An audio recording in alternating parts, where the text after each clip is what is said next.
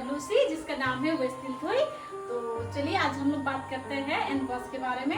मैं आपको डिटेल्सली एनकॉस के सारे रजिस्टर के और जो ISC ज़रूरत होता है और जैसे कि मैंने डेकोरेशन किया है उसका सारा डिटेल्स मैं आपको दे दूंगी। और चलिए वीडियो स्टार्ट करते हैं। हेलो फ्रेंड्स, आज हम लोग बात करते हैं एनकॉस वर्चुअल असेसमेंट के बारे में। तो ये जो असेसमेंट के बारे में मैं बात करूंगी वो वर्चुअल के लिए भी बहुत कारगर है और एक्सटर्नल असेसमेंट के लिए भी बहुत इंपॉर्टेंट है। आज हम लोग बात करते हैं एनकॉस के लिए एक HWC या फिर AAM पे कौन सा टीवी रजिस्टर चाहिए होता है। एनकॉस के लिए 3 टाइप के टीवी रजिस्टर मेंटेन होता है, आइए जानते हैं। तो ये पहला रजिस्टर है टीवी नोटिफाइंग रजिस्टर, वाला है टीवी स्क्रीनिंग रजिस्टर, और फिर ये वाला है TV follow up after treatment completion register. चलिए इसको हम लोग डिटेल्सली देखते हैं। ये है मेरा पहला रजिस्टर टीवी स्क्रीनिंग रजिस्टर।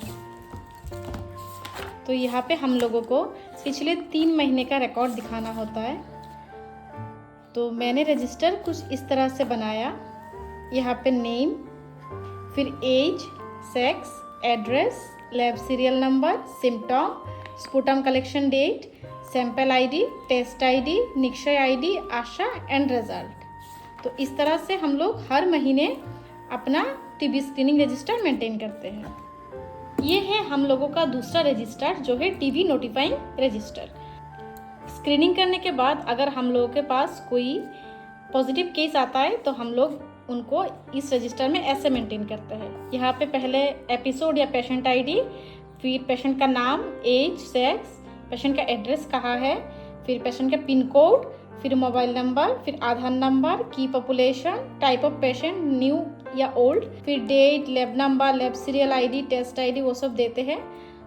फिर मतलब कैसे या फिर कौन सा टेस्ट हुआ है हम लोग वैसे मेंटेन करते हैं। HIV स्टेटस क्या है, डायबिटीज स्टेटस क्या है, फिर जब हम लोगों ने टेस्ट के लिए भेजा उस टेस्ट का डेट क्या है, रिजल्ट क्या है, फिर स्टेटस फॉर ट्रीटमेंट क्या है, फिर कहाँ से ट्रीटमेंट स्टार्ट हुआ वो हम लिखते हैं, फिर इनिशिएशन ट्रीटमेंट जो है वो हम लोग यहाँ पे लिखते हैं।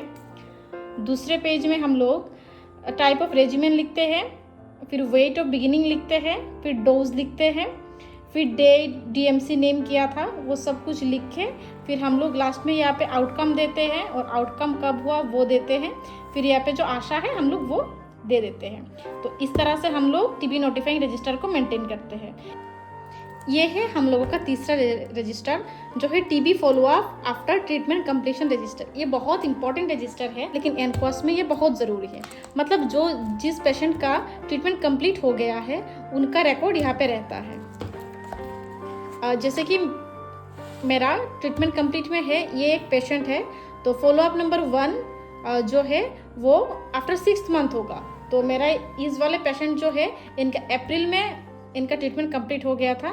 तो फिर यहाँ पे हम लोग फॉलो अप 1 में क्या लिखेंगे, नेम, एज, सेक्स, वेट, कफ, फिर BP, टेम्परेचर, फिर एनी अदर TB सिम्टम्स, फिर डेट, पल्स, रेस्पिरेशन रेट, फिर RBS कितना है वो सब लिखेंगे।